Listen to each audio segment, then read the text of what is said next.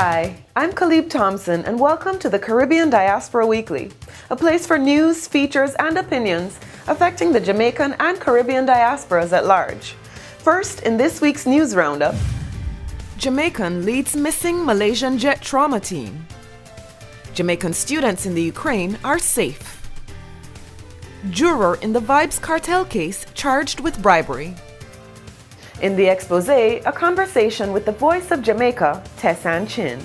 I can only be myself as Tessan, and I think if a side effect of that is representing my country, then I want to do that to the best of my ability because I'm a proud Jamaican. I'm proud of where I come from. And in the diaspora perspective, an opinion piece on how bad manners might just get you killed. I have no intention of blaming the victim in any case of wrongful death caused by stand your ground impropriety or any other such often thinly veiled excuse for murder by prejudice. But I have to wonder, if Jordan Davis had left the radio turned down because in fact loud music is offensive to people not invited to the party, would he still be alive? Let's get started with the weekly news roundup.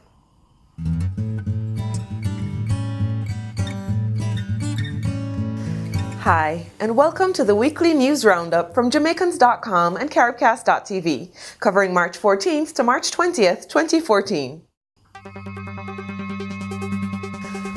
Off the top in Caribbean news, the government in Guyana is committed to the goals of regionalism and its principles.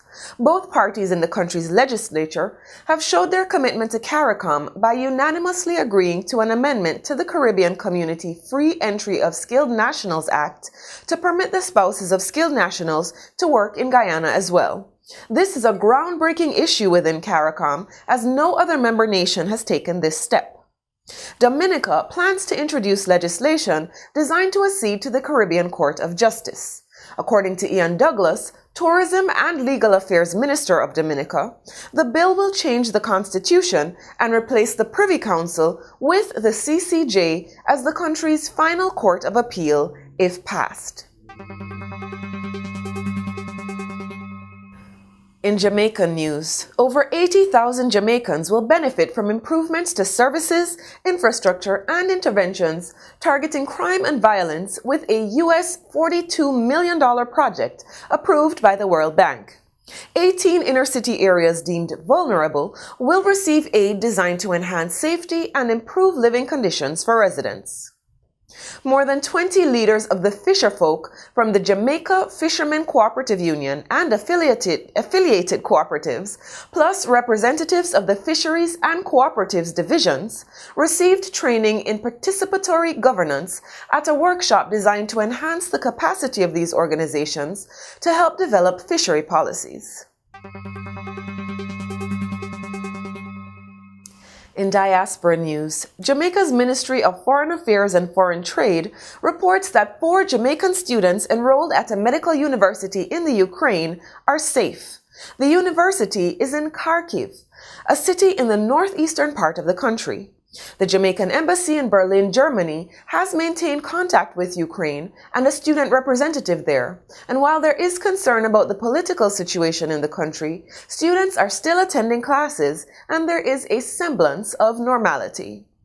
Stephen Claude Hyatt, a Jamaican clinical health psychologist and head of the mental health department at International SOS Beijing, is heading the team in China that has responsibility for trauma therapy in response to missing Malaysian Airlines Flight 370. Hyatt attended Calabar High School and is a native of Kingston. And in entertainment, Jamaican reggae legend Jimmy Cliff believes that communities in the Caribbean have the right to be reimbursed for the damages done by slavery during the colonial era. He believes that the 15 Caribbean nations suing Britain, France, and the Netherlands, among others, for reparations have a logical point and believes payment from those who benefited from slavery to the region that suffered because of it would be fair. The Jamaica Constabulary Force stated that Livingston Kane, 50, has been charged with 5 counts of attempting to pervert the course of justice and conspiracy in connection with attempted bribery in the murder trial of dancehall reggae artist Vibes Kartel.